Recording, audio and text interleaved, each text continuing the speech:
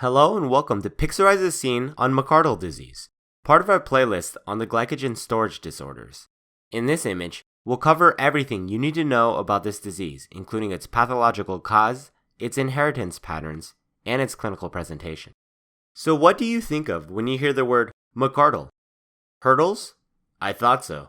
The setting for this scene is a track meet, where participants are jumping over hurdles. Let's check out the competition. First, take a look at these small smart cars parked outside the stadium. Small automobiles like these smart cars are a recurring symbol for autosomal recessive inheritance. One of the most common ways you may be tested about this disease goes something like this. Given a father with symptoms of McArdle disease, what is the probability of a future child being a carrier for this disease? These small smart cars should help you remember that McArdle disease is inherited in an autosomal recessive pattern. Next, take a look at these refreshments set out for our hurdlers. See the boxes of sugar? I guess the hurdlers are trying to carb load before their race.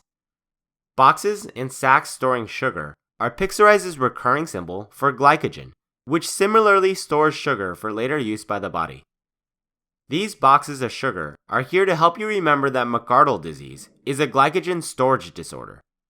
McArdle disease is sometimes called type 5 glycogen storage disorder, which is why we've drawn this beehive attached to this pole.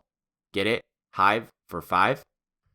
Afterwards, check out these packets of sugar from these boxes. These packets of sugar are in long strips because they haven't been pre-cut into individual packets, and instead require the hurdlers to cut each packet using scissors. But there's a problem here. The scissors needed to cut the sugar packets off one by one are now broken.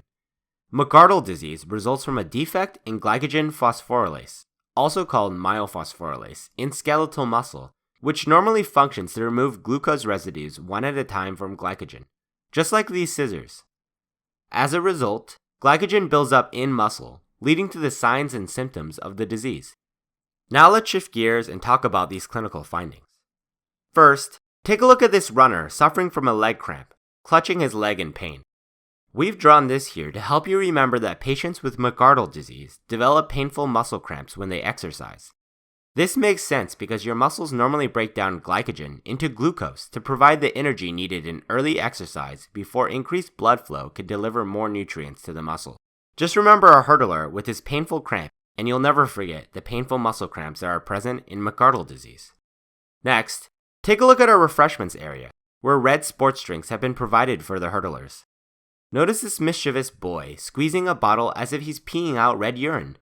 This picture should help you remember the myoglobinuria and red urine seen in patients with McArdle disease, resulting from skeletal muscle injury.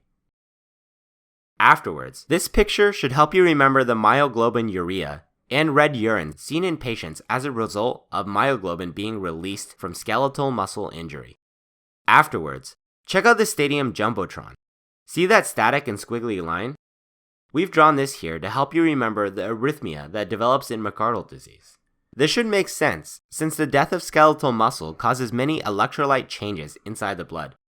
These changes, especially the increase in blood potassium, result in increased excitability of cardiomyocytes leading to arrhythmias. The last clinical finding you should know in McArdle disease is symbolized by this hurdler captured at 2 different moments. Notice how the first time point shows her being exhausted and out of breath, while the second time point has her energetic and jumping with the breeze behind her. You could even say that she had caught a second wind. One of the most classic findings of McArdle disease that you should know is the second wind phenomenon, which refers to a sharp improvement in muscle performance with continued exercise. You now know that glycogen breakdown provides most of the energy needed in the first few minutes of exercise, before increased blood flow from the heart eventually compensates. In patients with McArdle disease, the cardiac response to exercise remains intact.